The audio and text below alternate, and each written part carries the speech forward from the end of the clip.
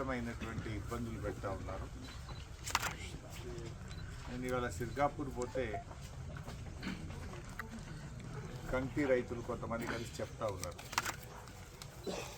2 లారీల సోయాబీన్ కొంటే మళ్ళీ 60 క్వింటాలు వాపసు పంపారు. కొన్నరు, సోయాబీన్ తీసుకుపోయినరు, 4 రోజుల తర్వాత వాపసు పంపించారు. అంటే ఏంది ఆ రైతుల పరిస్థితి? ఏంది? ఎన్ని రోజులు పడిగాపులు కాయాలి? నారాయణఖేడ్లో కానీ ఈ రాష్ట్రంలో కానీ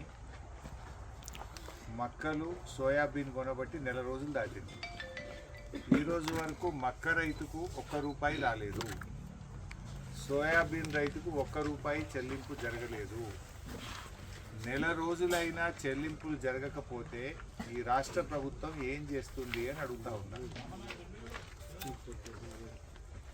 రాష్ట్రంలో నెల రోజుల నుంచి మక్కలు సోయాబీన్ కొంటుంటే ఈ రోజుకు ఏ ఒక్క రైతుకు ₹1 చెల్లింపు జరగలేదు. మాట్లాడిస్తే రేవంత్ రెడ్డి ఏమంటాడు? 48 గంటల్లోనే రైతులకు చెల్లింపులు చేస్తున్నాము అంటున్నారు. 48 గంటలు కాదు, 48 రోజులైనా మక్కలకు సోయాబీన్కు చెల్లింపులు జరగడం లేదు.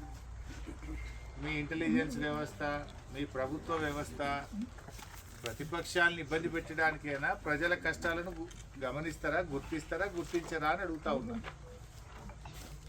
ఈ ప్రభుత్వాన్ని తట్టి లేపితే కానీ, ముళ్ళు గట్టెబట్టి పొడిస్తే కానీ కదులుతలేదు ఈ ప్రభుత్వం. ఇలా ఆదిలాబాద్ జిల్లాలో కానీ, ఇటు మా సంగారెడ్డి జిల్లాలో కానీ సోయాబీన్ రైతులను బాగా ఇబ్బంది పెడతా ఉన్నారు. దీని మీద వెంటనే చర్య తీసుకోవాలని, తక్షణమే మక్క సోయాబీన్ రైతులకు చెల్లింపులు జరపాలని బీఆర్ఎస్ పార్టీ తరఫున డిమాండ్ చేస్తూ ఉన్నాం. ఇందాక సిర్గాపూర్లో కొందరు రైతులు కలిశారు.